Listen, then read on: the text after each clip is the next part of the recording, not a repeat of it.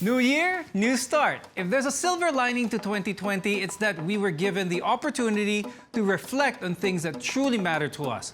Foremost which is our health. This pandemic has forced us to adopt more healthful behaviors and commit to making lifestyle changes to prevent chronic lifestyle diseases. Today, we'll help you keep those good habits and kick the bad ones for a better, healthier you. I'm Dr. Freddy Gomez, and you're watching Med Talk Health Talk.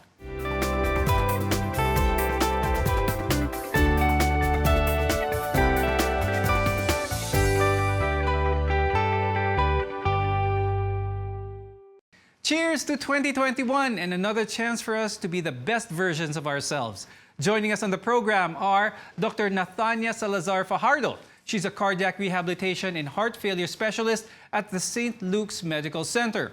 Also joining us is KC, who is a functional medicine certified health coach, plant-based nutritionist, and Pilates instructor. It's good to have you both on the show. Lifestyle is a key contributor to our overall well-being, and the unhealthy choices we make can lead to certain types of diseases. And these include smoking, eating unhealthily, and physical inactivity. I'll start first with Kay. We know what smoking and eating unhealthy can do to our bodies, but when does someone fall in the category of being physically inactive? When someone is physically inactive, yan po yung ibig sabihin ng medyo hindi na tayo nag-exercise, kulang na po yung paggalaw at pag-move ng katawan. So, yun po yung example ng kulang sa pag-physical exercise. Okay, but Kay, a follow-up question to that is a lot of our viewers may say, okay, I wake up in the morning, I walk downstairs, naglilinis ako ng konti. Is this enough physical activity in order for one to be labeled as having good exercise? Well, ang pinaka-importante po na kailangan nating alalahanin kapag nag-exercise tayo is kahit papano nare-raise yung heart rate natin. Yung konting hinihingal pero hindi naman yung sobrang wala ng hininga. So maganda rin yung lumalabas tayo konti as syempre kailangan suotin natin yung mask at lahat, but maganda rin yung naglalakad. Now, there are so-called lifestyle disorders as well, which more often than not lead to the development of chronic diseases. Now, Dr. Tanya, when we say chronic or diseases that are developed over a longer period of time, why is this significant to know? So with regards to chronic diseases, it's very important to know what are the diseases that a patient or a person has, because in the long term, it will also have an impact or outcome, or there will be a difference, magkakaiba ang magiging resulta nito kapag naging long-standing na, no? For example, no, yung mga pasyente or yung mga taong hypertensive, maaaring from the start, hypertension lang to, ginagamot natin siya, but in the long term, no, maaaring maapektuhan na niya yung iba't ibang organs ng katawan natin. Okay. Now, as a follow-up question to that, Dr. Tanya, dito sa Pilipinas, ano yung mga pinapangkaraniwan na chronic diseases na meron tayo? Meron tayong hypertensive cardiovascular diseases. Nandyan din ang atherosclerotic cardiovascular diseases or yung pagbabara ng mga ugat natin sa katawan, hindi lang sa puso.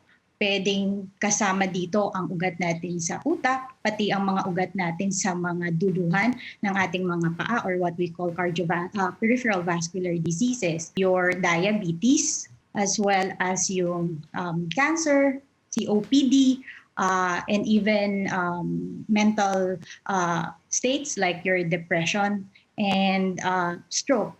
Okay. Now, Kay, is in your opinion, do you think there's an age range at which one should be more careful about developing these diseases? Because there are studies indicating that some disorders associated with the older age are now affecting people at a much earlier age. It's never too early or too late to really start eating healthy, yung kakain ng maigi, yung nag-exercise, lalo na ngayon na maraming fast foods, yung maraming take-out order. Importante po, even at a young age, even sa ating mga anak na bata, kailangan i-influence na natin silang kumain ng maigi para throughout their whole life, naiintindihan na nila na ang healthy lifestyle is very important in keeping a long life and keeping healthy throughout everything that happens in our lives. Now, Dr. Tanya, let's discuss the importance of proper diagnosis. Is it good for patients or for people to actually just go to a doctor whenever they feel something? It will always be a good practice, no, na magpatingin or kumonsulta kahit na wala tayong nararamdaman, because there are certain things or risk factors and maaaring ma-prevent natin ang ilang sakit if we do have our checkups. Sometimes there are also things that we see in laboratories that may not be evident or hindi sila symptomatic. One of which is blood pressure, no? So sometimes akala natin wala tayong nararamdaman, asymptomatic tayo, and yet when we take the blood pressure readings are really high. Prevention is always and will always be better than treatment.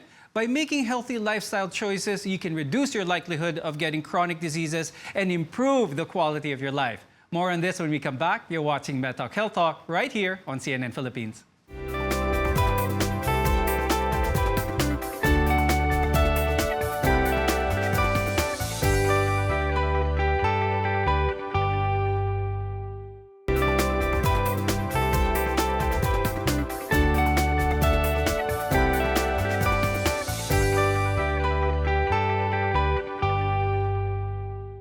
The general rules of disease prevention are quite simple, but making the changes are surprisingly hard. Today, we're here to help you with that. Welcome back to MedTalk Health Talk. I'm Dr. Freddy Gomez, and we're so glad you could join us on the program today. Clean living sounds simple, but it's the details that matter. Let's make it easier for our audience. Dr. Tanya, what are the things that we can do to live a better life? Of course, with regards to factors that you can tailor, no, it would include a person's habit, behavior, and practices, no? So that would include eating healthy or having a healthy diet. Another thing is you can have good physical activity and engage to exercises, no? So sometimes physical activity alone is better rather than not doing anything at all, no? Another thing is you need to also cut down on your salt intake, no? And including there is also limiting your alcohol intake, especially now after the holiday season, no? You might as well consider limiting or putting only the appropriate or right amount of alcohol and lessen the frequency of intake, no? As well as stress management, no? So hindi naman pwedeng sabihin natin na bawal ang stress, but we need to also how to manage stress properly. So that will be in the form of better relationship with your colleagues, no? Or mga kasama sa trabaho, or even in the members of the family. Now, Kay, I'd like to ask, Dr. Tanya mentioned how to eat healthy and what to do in order for a healthy lifestyle. But a lot of people may find this daunting, especially they've been eating unhealthy in general. What is your advice for those people who want to start eating healthy? Ang unang-una kong always sinasabi, easiest way to do is to remove yung mga colored drinks. Say, for example, yung mga soft drinks, yung mga milk tea, kasi that's something that we call liquid calories. And it's so easy to take in so much liquid calories kasi at most of the time hindi natin pinapansin. Now, second that I always also tell my clients is that think about an 80-20 rule. Ibig sabihin po ng 80-20 is that 80% of what you're eating should be mostly vegetables. Now, hindi po ibig sabihin that you're just going to eat salads, you're just going to eat yung mga hindi nakakabusog na mga pagkain. Now, the 20% that you can take within the day can comprise of yung mga meat, mga chicken, eggs, and things like that, good proteins that will supplement and sustain your body throughout the day. Okay, aside from diet, there's also exercise. Again, it's really easy to forget. So if you've been neglecting exercise, remember it comes with many benefits. Now, Kay, let's convince our viewers why they should start exercising regularly. Sabihin natin, isang tao hindi nag-exercise regularly. Kahit 10 to 15 minutes a day as a start, it will help your heart be healthier. It will help your cardiovascular health. And then, isa sa mga things na hindi din natin alam most of the time is that when you exercise every day, even for 10 to 15 minutes, ang iyong resting heart rate, it becomes lower. Pag mas mababa ang resting heart rate mo, ibig sabihin ang ating katawan is able to rest and heal much better. So when we're talking about health and wellness, isa sa mga pinaka-importante is the heart's ability to truly rest and give the body a chance to heal. Now, since we're talking about exercise, Dr. Tanya, how soon can people see an effect in their overall health once they start exercising, once they start being active? So there will be different points to discuss there, no? So of course, from at the onset, no, mapapansin nila na maybe they're working a little harder, no? But over time, no, especially in studies, a period of 12 weeks, no, of continuous exercise training will have a significant impact, no, or change on how their blood pressure will react, how their heart rate will react, as well as the change in their overall totality with regards to function. Now I'd like to shift the conversation to stress and how stress can affect our lives, because short-lived feelings of stress is normal and a regular part of life. Now, when these feelings become chronic or long-lasting, it can severely impact a person's health. Dr. Tanya, what are the health consequences of someone with chronic stress? So a patient suffering or a person suffering from chronic stress will have effects, no, on the overall totality of a person. So it may increase the heart rate or tataas, mabilis tumaas yung heart rate nila, no? Tataas din yung mga blood pressures nila, no? And also we have a thing that we call chronic fatigue syndrome, wherein mababa yung energy, no? Pakiramdam nila parati silang pagod. There is also musculoskeletal impact, or there is also musculoskeletal fatigue, no? Feeling nila masasakit lahat ng kasukasuhan nila without actual problem na organic. Kate, what can we do to manage stress better? I know it's easier said than done, of course, to manage the stress, lalo na sa mga panahon na ngayon. Unang-unang gagawin natin for stress management is to remember to breathe. It's important also to maybe have a support group, somebody to talk to. Importante po yun na meron tayong nakakausap. Now, we go back to exercise, wherein that's also a way for us to release the physical stress and the emotional stress, even mental stress that we're experiencing. And also sleep. Sleep is one of the most important things that we need to do to help our bodies cope with the stress that we are experiencing. It's clearly a stressful time nowadays. Sabi nga nila, take deep breaths, catch your breath. And those expressions really mean something, because breathing is a powerful tool to ease our stress. Because many breathing exercises can only take a few minutes. 10 minutes a day can make a difference. Try it, one step at a time. Don't force it, as that can be stressful. Then increase the time that you're spending quietly doing these breathing exercises. We'd like to thank our guest for today, cardiologist Dr. Nathania Salazar Fajardo, and health and wellness coach Ms. Casey, for joining us today on the show. We appreciate your time very much. Living an unhealthy lifestyle not only increases your risk for chronic diseases, but it also makes you vulnerable to COVID-19. When we come back, we'll talk about the management of chronic diseases and how to prevent it.